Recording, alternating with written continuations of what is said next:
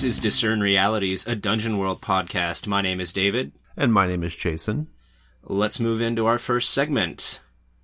Our first segment is What Happened Here Recently. Jason, I've got something that I want to talk about this week. Okay. So, I have been running an adventure for one player in particular. He's been through several sessions with me, and I realized that I was doing something because he pointed it out to me, and I felt a little foolish. I felt like I was being a pretty mediocre GM when I realized that I had done this. But he was fighting a big monster, and he was diving out of the way, and he got the 7-9 result. And I was like, oh, well, I think that you're going to drop your weapon. So he did. And then he pointed it out to me. I already know where this is going. Yeah. And then he's like, man, that's like the third time I've dropped it. And I was like, is it really? I almost felt like I should have apologized to him, but instead the weapon was dropped and eventually got destroyed because I was like, all right, that weapon was clearly cursed. But I felt a little embarrassed and a little abashed that I used that maybe more often than I should. And I was wondering, what other kinds of results do you usually have in that kind of situation when people get a 7-9 and they're defying danger with dexterity to get out of the way of something? Well, so I think the key for defy danger especially is to look at the actual text of the move, right? I think it's I think we get in the habit of just making the 7-9 result equal mixed success, right? But in fact, the 7-9 result can be one of three different options, right? It can be a worse outcome, which is kind of what a mixed success is, right? A hard bargain, or an ugly choice. And so I think once you start to think about those other two options more, the ugly choice and the hard bargain, it tends to expand your thinking a little bit on like what you can do on that 7-9 result on the defy danger move, right? It's not easy. I mean, this is one of those things that you always see chatter about this online, right? How do I do the 7-9 results? Like, what kind of things do people do on the 7-9 results? And honestly, it's not easy. It's easy to get into a routine where you do things like, oh, you drop your weapon.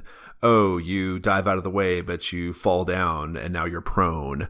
You know, let's say you're spouting lore about something and you get a miss result, right? You get a miss, and somehow that causes you to, drop the magic item you were spouting lore on and it breaks or whatever, right? Like, it's easy to fall into those sorts of like little routines.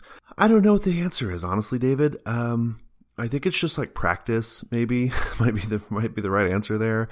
I think thinking really cinematically is always important. Like, just thinking about what would be, if I were watching the movie version of this, what would be the most interesting thing that could happen right now on screen? And what would not be interesting is probably to have the person just like fumble and drop their weapon, right? That might happen, but it may not be like the most super interesting thing to do. And so there's no good answer. It depends on what's going on in the fiction, what's going on in the whatever the circumstances are.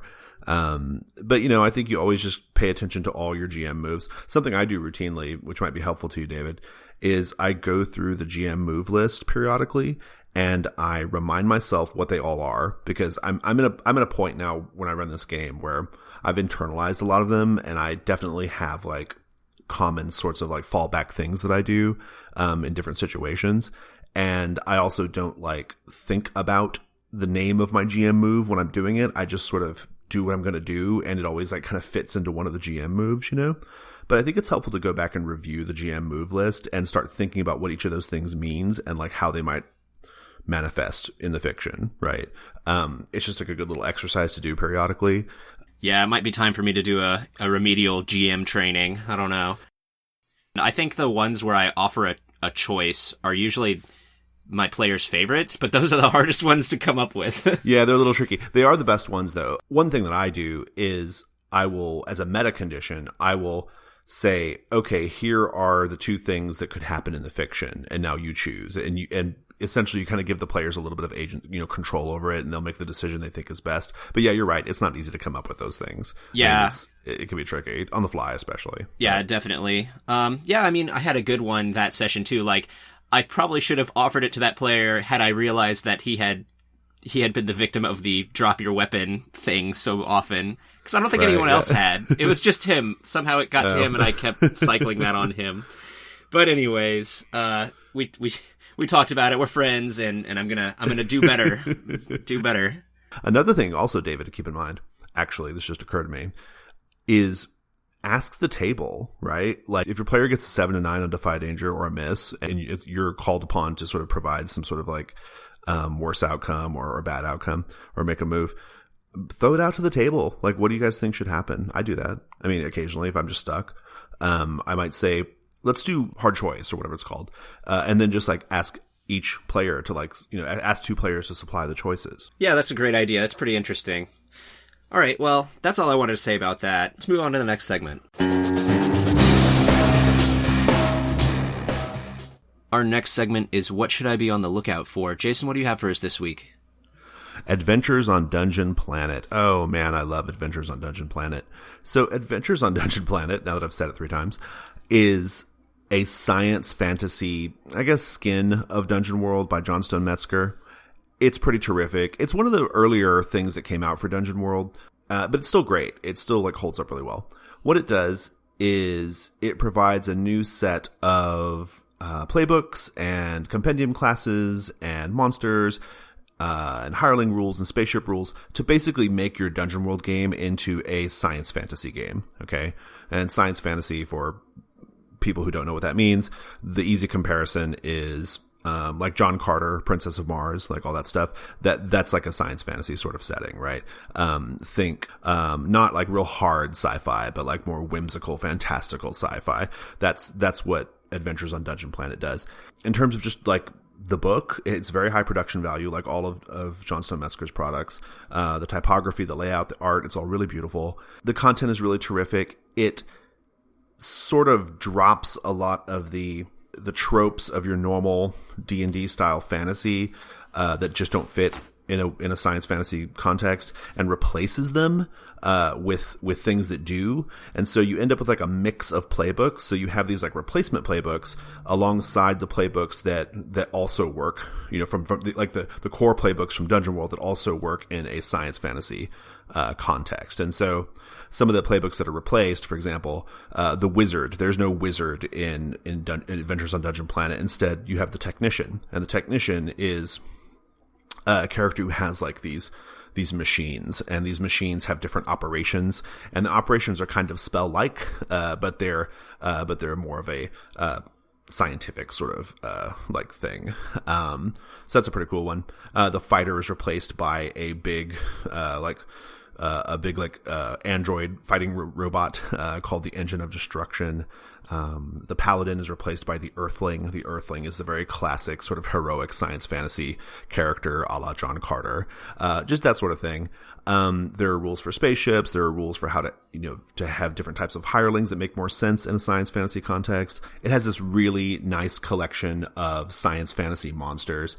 One of like a classic one would be like the White Apes. I can't remember what story that's from, but I know that's a thing. White Apes. There are H.P. Lovecraft style monsters. I think it has Shoggoths and things like that, right? Yeah, definitely. I think it's got like brain stem monsters. Right. Yeah. Giant crabs. Yeah, the cave crab is pretty terrifying. And they all have this like Star Trek vibe to them, like you look at some of these monsters and you can totally imagine like a big sort of like foam puppet version of this monster, in some like schlocky B like sci-fi movie or TV show. It's that sort of thing, it's just got that nice like sort of vintagey sci-fi vibe.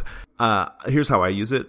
I run the Carcosa setting, which is the OSR Carcosa setting, published by Lamentations of the Flame Princess. But what I do is I use Dungeon Planet playbooks and some Dungeon Planet monsters alongside some of the core Dungeon World playbooks. And the way I set it up is there are natives of Carcosa, and the natives of Carcosa, if your player chooses to be a native of Carcosa, they might be a ranger or a barbarian, one of the core playbooks, right? if they are a visitor to Carcosa, like they have arrived on Carcosa to explore it or whatever, then you use one of the Dungeon Planet playbooks, right? So you have this nice mix of sort of like technological versus primitive. Yeah, that was a pretty solid juxtaposition whenever we were doing it. I really enjoyed the Carcosa campaign when I was able to be a part of it. Yeah, it was loads of fun. Dungeon Planet is awesome. I mean, even if you don't want to run a full, like, Dungeon Planet game, you there's still plenty of stuff in there that you can mine for your normal Dungeon World game. Yeah, there is. And it does some really cool things if you like the sci-fi of exploring worlds. It has some great advice on how to make those worlds and some great advice on how to handle like ship-to-ship combat and traveling around like that. It would be really successful for like extended campaign because of the spaceships and how expensive all of that aspect of the game can be, and there's the upgrading it, and it's like if listeners are not familiar, they should become familiar with what Jason is doing with his ongoing campaign where players can upgrade their Company of the Three Kings. Company of the Three Kings. I wasn't sure what you're talking about at first. But that's what like the spaceships kind of gave me that same feeling, but more in a sci-fi setting.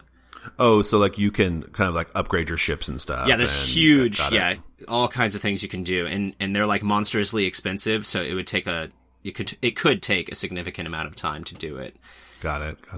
In my Company of the Three Kings living campaign, I guess it's kind of a house rule, but basically they have like a base, like a guild hall that this adventuring company is a part of, and as they complete adventures and as they do different things, they're able to like make upgrades to the guild hall and make changes to the guild hall. So it's like constantly changing as the parties, do different adventures. So. Yeah, I'm sure we'll talk about it more in depth at some point on the show.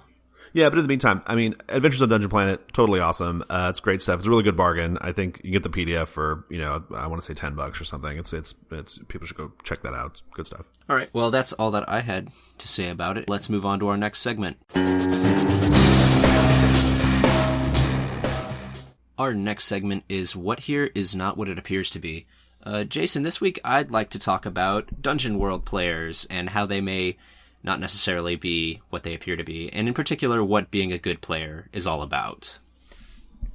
Okay, that seems like a really big topic. I imagine we're not going to get to all of it.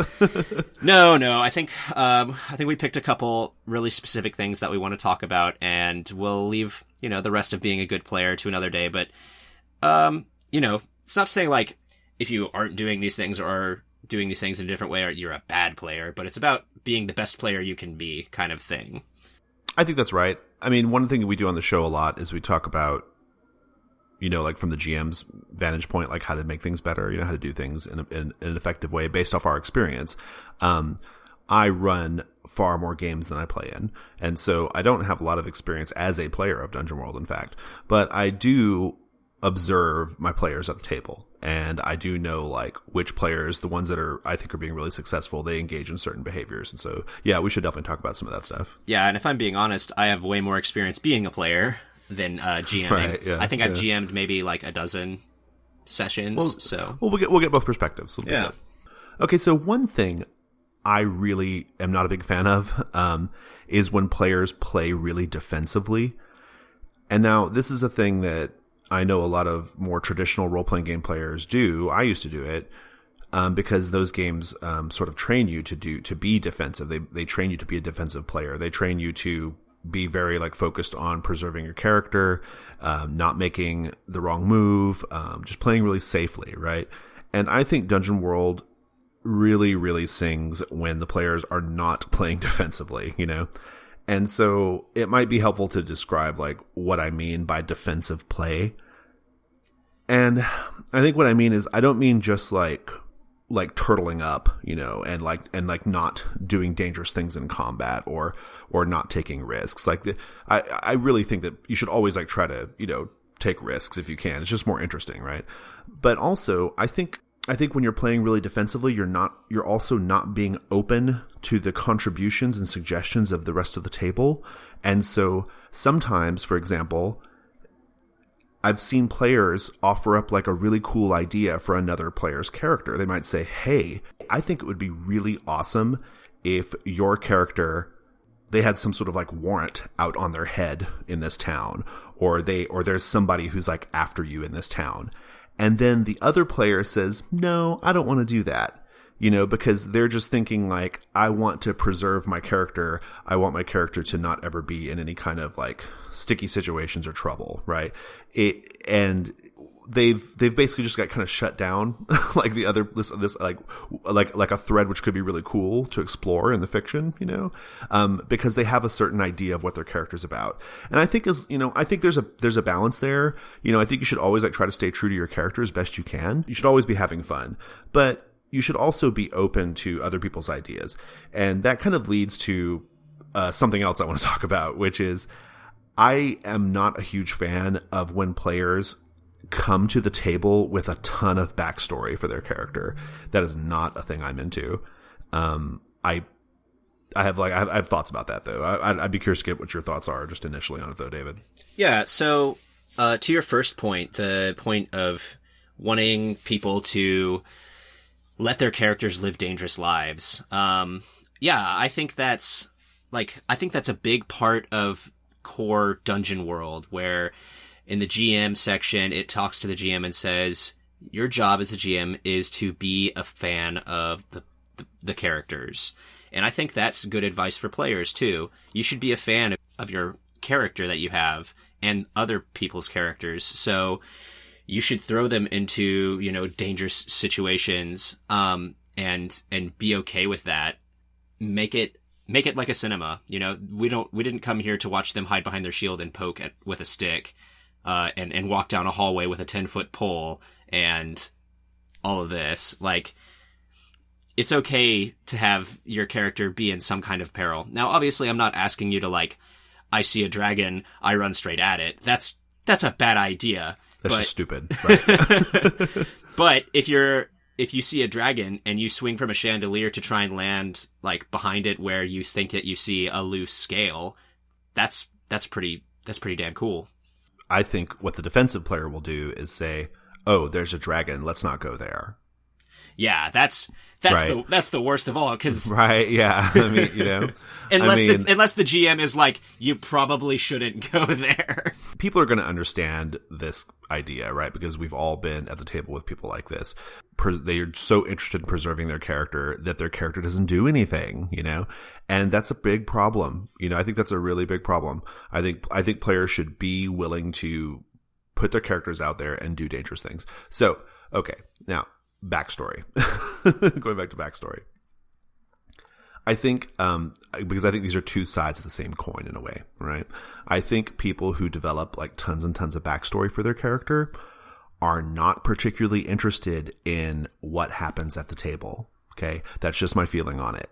I feel like people who come to the table with like a really well thought out, comprehensive backstory, they are kind of sending a certain signal to the rest of the table, which is, I'm really only interested in my story. I think the more ideal situation is you have like a real basic, simple idea of what your character's about, just a real simple background idea, maybe summarizable in a few sentences. And then you get to the table and you play to find out what happens, right? I mean, that's the key of Dungeon World. I feel a bit the same. It can be a bit overwhelming for everyone else if someone comes to the table with a gigantic backstory. Like, one, it intimidates everyone else into like, well, why didn't I do that? I should have. Yeah, exactly. I should have done that. I guess I'm not as into this game as this guy is.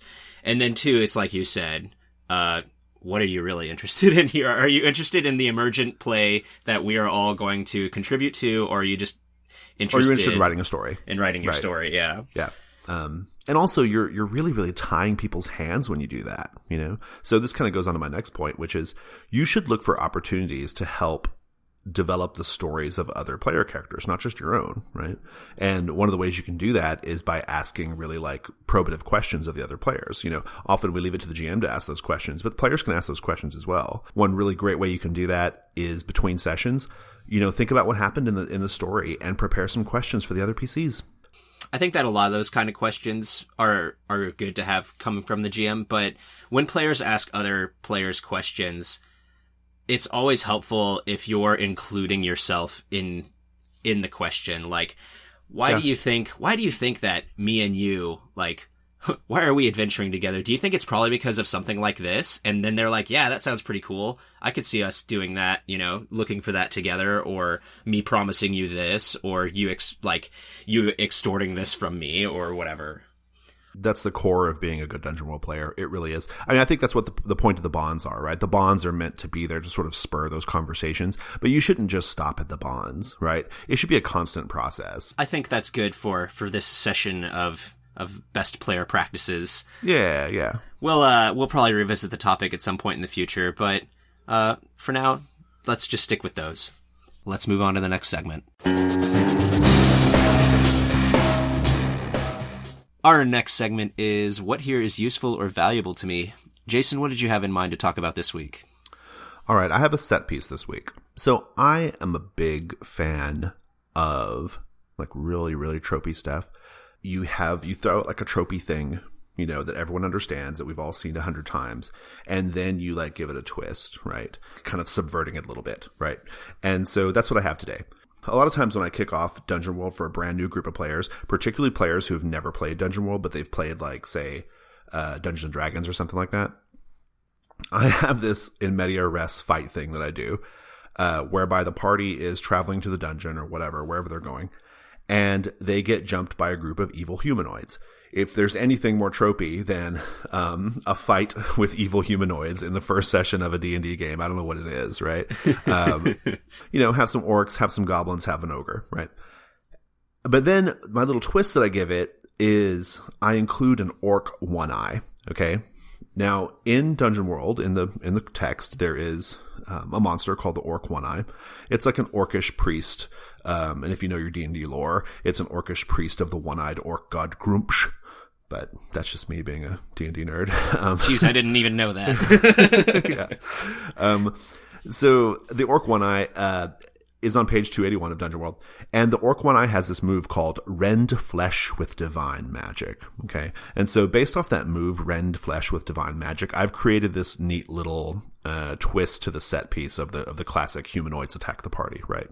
And here's how it goes. The Orc One-Eye has another orc with him. This other orc is naked and bound in chains, and he's being guided around on a leash by the Orc One-Eye. And we always eventually end up calling the second orc affectionately the Gimp Orc. At some point, the One-Eye and the Gimp will target a party member, and the Gimp will cry out. Let's say it's an elf that he's targeting. The Gimp will cry out something like, "I am the elf stinking of tree and river," right? Whenever I have the Gimp do that, everybody at the table, if they haven't ever had this little fight before, they look at each other like, what the fuck is going on, right? Like, what does this even mean? Like, what is happening? And because it's just a weird thing, right? It's weird. But that's how I announce future badness, right? Like, this is clearly bad, but you don't know what it means yet, right? So it just adds a layer of like dread to the proceedings. It's like, oh, this is already weird. This orc dragging around this naked weird orc. The One-Eye will go for, he has a ritual stiletto, and I describe him getting ready to jam the stiletto into the eye of the Gimp orc. Okay. If they don't try to stop him, and he jams the stiletto into the Gimp's eye, it'll destroy the Gimp's eye, but it will also cause the elf or whoever the targeted character was, it will also cause their eye to explode, okay, into a bloody mess. And it's a voodoo doll through which the Orc One-Eye rends flesh with divine magic, right? So that's the whole setup of it. It's gruesome, it's ghoulish, it's suddenly very terrifying, like because what happens when the Orc One-Eye what happens when he takes an axe and gets ready to cut off the Gimp's hand, or when he takes a dagger and is going to plunge it into the Gimp's heart. There are all sorts of like bad things about this now, right? Yeah. The moment when I'm like, because I've been in this situation with you and new players, like, I don't know, 4 or 5 times. The moment when somebody gets their eye popped, like, it's just got real. Like, everyone, right. Everyone's like, wait, that can happen to my character? Like, right now? We've been playing for like 15 minutes. And, yep, it can be dangerous, but it's okay. Like, I think it's part of that, don't turtle your character like we were talking about earlier, where, It's Yeah, okay. and Bad things happen, and bad things happen. Yeah, and bad things happen, and I've always had so much luck with this setup, with this fight, because it does everything. It does everything I needed to do for a new player, right? Like, it does everything I needed to do. It has a certain familiarity to it, but it also like shows how this game is cinematic and dangerous, and it shows the interplay of the moves. It's just really good. It's if I do say so myself, it's just a really good fight. So. Yeah, and then we always end up stealing the stiletto at the end. I don't know what we were doing with all those stilettos, but everyone always steals the stiletto, and then they never. And then I think I've had one player do something with that Orc One-Eye stiletto. But anyway, yeah. There's like 50 of those things floating around. Yeah, I know. So, yeah. All right, well, let's move on to the next segment. Our next segment is What is About to Happen? All right, so we are continuing our adventure with Ramshackle Crow, noble thief Ramshackle Crow. When we last saw Ramshackle, he and Urbina Castafiel were carefully making their way down a corridor in a subterranean portion of the Temple of the Peerless Star. It was a long, straight corridor.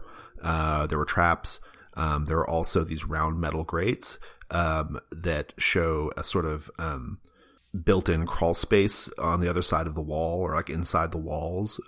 And we know that there's a giant serpent, the Starlight Serpent, crawling around inside the walls. Okay, and Ramshackle and Urbina were able to see it crawl by through these round metal grates.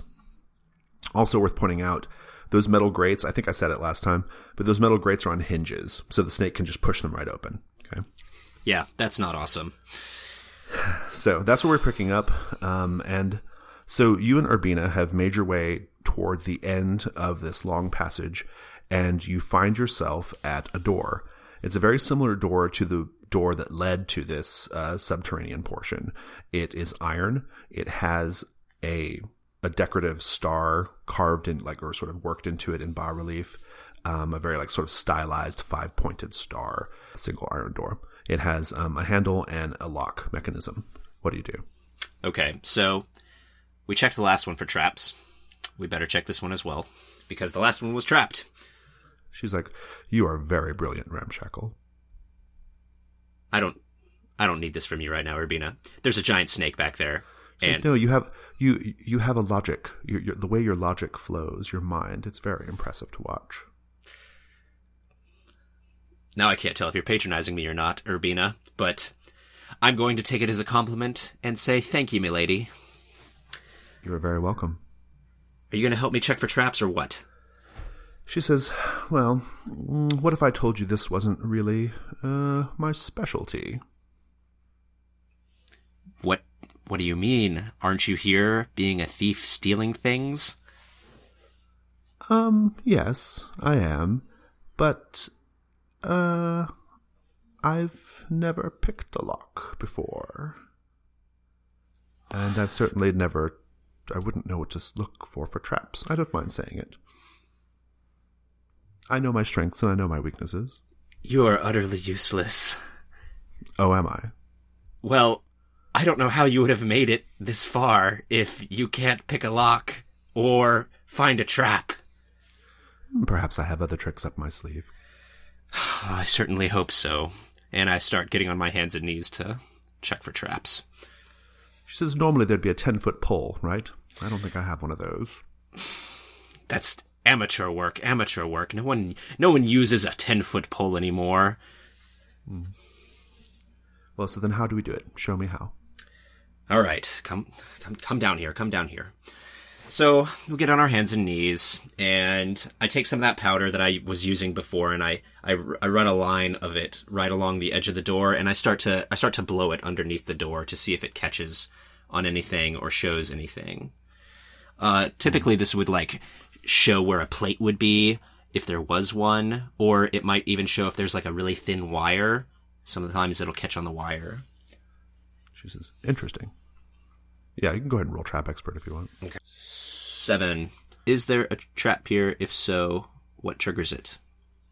there's a very, very thin piece of wire, like you suspected might be the case, like drawn along the ground. It's very, very close to the ground, like just a millimeter, right? It's very, very, very, very fine and very, very carefully drawn along the bottom. And so stepping on that or molesting that wire in any way will trigger the trap. And again, as you expected, you can see it because the powder settles on it, right? Okay, good. And I point to it. She's like, She's like, and she gets down and she's looking. She's like, and she looks at you and she says, "You are very good." I do my best. Well, let's try this door, see if it's locked. Maybe they left this one open. Trunk, trunk, trunk, trunk. No, they didn't. Of course not. All right. Well, I guess you get your next lesson. And like, picking locks. Very good. Show me. Do show me how this is done. Yeah. So I kind of roll my eyes at her because I'm pretty sure she's just patronizing me. Like, she probably even knows how to do this. I don't know. She's a little bit insufferable. I pull out my tools. I've got the typical lock-picking tools, and I start to stick them in, and I'm like, you've got to push up the tumbler and then move on to the next one, and then when you get them all, you can rotate it and hopefully open the door. We'll see about that. All right, go ahead and roll tricks of the trade. Sweet. 12. Awesome. Go ahead and just narrate how you guys get in. I think that, I show her, it's exactly as I described. I push all the tumblers, and then I give it a deft turn, and you hear the good rolling sound of the cylinder in there as it pulls the lock mechanism out. And then I pull the door open, and I say, "And be sure to mind the wire." She's like, and she sort of makes a little motion, pointing at her eye, got it, right? Good. After you, milady. She steps in. Inside the room, it's a circular room, about half the size of the room that the two corridors were connected to. Inside the room, like I said, circular room, there are several stacked up crates and boxes and chests kind of arranged around the room. It looks like maybe a sort of a storage. It's a little unclear, but. So it doesn't look like the place where you would keep your valuables. Well, not necessarily. I mean, it did have a trap and a locked door. I mean, if you were looking for the heart gem, it definitely could be in there, right? Yeah. Okay. Urbina, would you start on the left and I'll start on the right, and we'll see what we can find in these. She says, she's going around and she says, a lot of these crates, they've been nailed shut. Do you have a crowbar or something? Yes, I believe I do. Hold on. And I have a leather wrap, and I just have a bunch of tools in there, and I unwrap it and see what I've got in there. Yes, I do. Right here. And she takes it, and she begins to pop open crates. Good. What do you do? Yes, I'm checking inside of the chests, and, she's working from the left, I'm working from the right, and we'll find what we can find in these. Yeah, sounds good. Go ahead and roll discern realities. Yeah, I got the middle result, so what here is useful or valuable to me? You find a chest, a really lovely, lacquered cherry wood chest with brass fittings and decoration. And you recall the gem that you're looking for actually originally belonged to a clan of dwarves, correct? Yes. And I think this chest is actually burned with the symbol of that dwarven clan. What is that symbol? A great forge hammer. And then embossed behind it is a flame. Nice. Yeah, so this is probably what you came to get. Fantastic. And is it locked? Yes, it is locked. Of course. Is it small enough to carry? Yeah, I think so. I mean, it would probably add, one weight. Okay. In that case, I'm gonna... So Urbina comes up to you and she says, "Is that what we came to get?" I certainly hope so. I don't want to take the time to tamper with this delicate mechanism here. I don't know what's inside, and I can do it much better in my workshop. I'm just gonna take the whole thing. She says, "The rest of these crates just have bolts of silk." She says, "I found some pots, things like that." some dried provisions. Well, nothing terribly useful to us then. Let's get out of here before that snake comes back. She's like, and then I think she looks at the, along the walls. This circular room also has a couple of those round metal grates, right? And she looks at them and she says, "Yes, I think we best get out of here." And she, carefully stepping over the silver thread, or the little thread that was the trap trigger, she makes her way back in the direction that you guys came from. We were gonna proceed back into the middle of the room and then proceed along the other corridor, and hopefully we'll find an egg and we won't find a snake. Indeed not. I think we'll end there. Well, that just leaves our final question. Jason, who's really in control here? All right, that would be the Gauntlet gaming community, which can be found on G+, by going to the communities section of G+, and searching for the Gauntlet. The Gauntlet also has an online gaming community called Gauntlet Hangouts. Our link to Gauntlet Hangouts, it's a meetup, can be found on our G+ page as well. We organize the games on Meetup, but we play them over Google Hangouts and Roll20. So please go find us and join us for a game. And then we also have a Twitter at Gauntlet RPG. And one final request, if you're enjoying the show, please go to iTunes and give us a 5-star review. That would be awesome. Awesome. Well, thank you, Jason. Thank you, David. Thanks, listeners. That's our show.